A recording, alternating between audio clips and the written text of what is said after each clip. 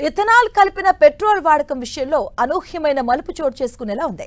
వివిధ రాష్ట్రాల్లో ఇథనాల్ కొరతపై దాఖలైన పిటిషన్పై సుప్రీంకోర్టు విచారణ చేపట్టగా అక్కడ కేంద్రం తెలిపిన ఒక విషయం ఆశ్చర్యపరిచేలా ఉంది.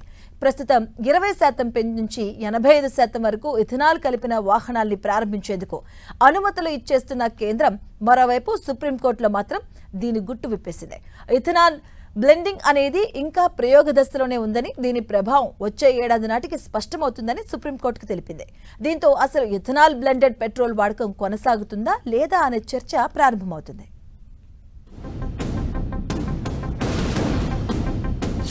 సుప్రీంకోర్టులో సెంటర్ ట్విస్ట్.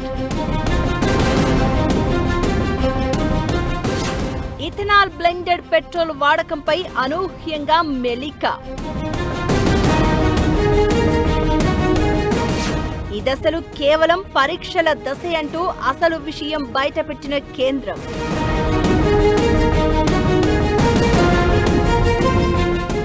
ఇథనాల్ కలిపిన పెట్రోల్ వాడకంలో అతిపెద్ద మలుపు చోటు చేసుకుంది.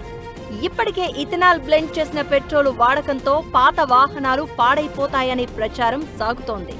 అలానే కర్ణాటకలో ఆయిల్ మార్కెటింగ్ కంపెనీలకు సరిపడా ఇథనాల్ లేకపోవడంతో ఆ దిశగా చర్యలు తీసుకోవాలని అక్కడి హైకోర్టు 2023లో రూలింగ్ పాస్ చేసింది. దానిపై ఆయిల్ మార్కెటింగ్ కంపెనీలు ప్రత్యేకించి బీపీసీఎల్ సుప్రీంకోర్టులో పిటిషన్ దాఖలు చేయగా దానిపై విచారణ చేపట్టింది అత్యున్నత న్యాయస్థానం. ఈ సందర్భంగానే కేంద్రం అసలు ఇంకా ఇథనాల్ బ్లెండింగ్ అనేది పాలసీ పరంగా ఓ నిర్దిష్టమైన రూపం తీసుకోలేదని, ప్రస్తుతం జరుగుతున్నది ప్రయోగం మాత్రమే అని తెలిపింది. దీంతో ఇప్పటిదాకా ఇథనాల్ కలిపిన పెట్రోల్ వాడకం వల్ల ఇంధన భద్రత, రైతులు, పర్యావరణానికి మేలు జరుగుతుందని ఊదరగొడుతోన్న కేంద్రం కోర్టులో ప్రయోగాత్మక దశలోనే ఉందని చెప్పడం చర్చనీయాంశంగా మారింది.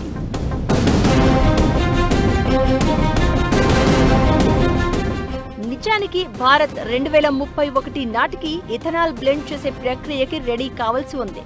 కానీ దానికంటే 5 ఏళ్లు ముందే ఆ సన్నద్ధత సాధించింది.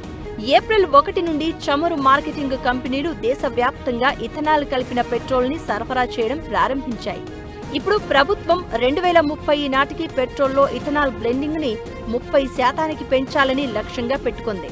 ఈ క్రమంలోనే ఇథనాల్ కలిపిన ఇంధనం వాడే బళ్లకి ఇన్సూరెన్స్ సౌకర్యంపై సందిగ్ధత ఏర్పడింది. ఇలా వాడిన వాహనాలు త్వరగా పాడైపోతాయని, అందుకే బీమా ఇవ్వలేకపోతున్నట్లు ప్రచారం సాగుతోంది. మరోవైపు ఇథనాల్ సరఫరా ఒప్పందాలు అక్టోబర్ 2025 నాటికే ఖరారు కాగా, కర్ణాటక రాష్ట్రంలో ఇథనాల్ కొరత వంటి అంశాలపై చాలా పిటిషన్లు అనేక హైకోర్టుల ముందు పెండింగ్ లో ఉన్నాయి. ఇలాంటి సమయంలో కేంద్రం ఇది ఎక్స్పెరిమెంట్ గా చెప్పడం చాలా ప్రశ్నలకు తావిస్తోంది.